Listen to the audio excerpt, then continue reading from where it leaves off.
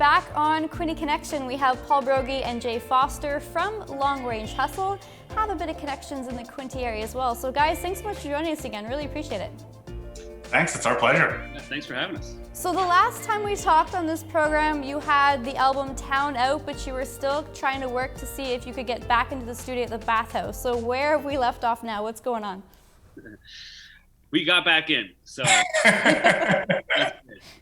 yeah, we've last time we talked was so long ago, but yeah, we were planning on getting in a little bit earlier this past year in 2020, but you know, things happen, and we were planning on getting in the spring, but ended up sort of, once COVID hit, we were sort of scrambling to figure out how we were going to put together this new album, and you know, it pushed it sort of into the summer, but we were like, maybe we record after, because we weren't sure how long it was going to take. And then we sort of realized, like, I think we'll go insane if we don't just keep moving and keep making music and putting these songs out that we've been working on. So it's been a real trek, eh?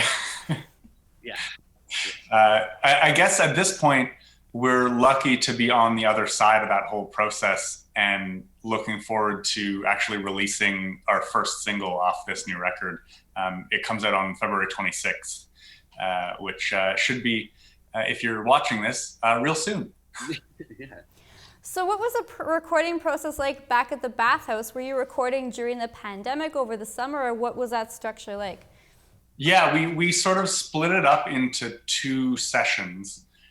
So we spent a week at the Bathhouse in July, I think it was, and then at the end of August, and basically picked half of the songs. We went in, did them in a week, and then would have about 2 months to prep the next 4 songs to go in and do those. And that was a very different, sort of odd experience. We tend to be people that like to work together in person rather than off a computer screen, but I guess everyone's getting used to that these days.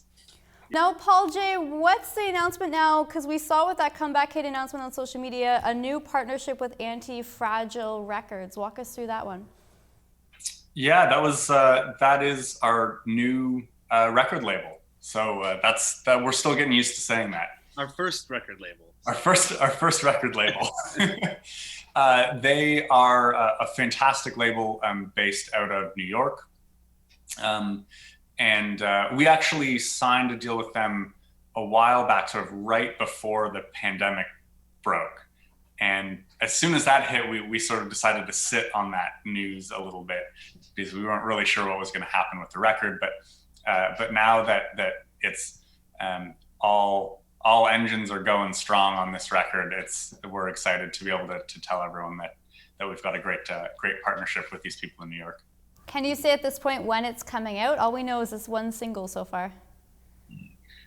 It's tough to actually say because this release plan is going to be a little bit different from the previous decades of music because of the way streaming works these days. We're going to put the album out online, 1 song at a time. We really want to stretch out what we've made with this album.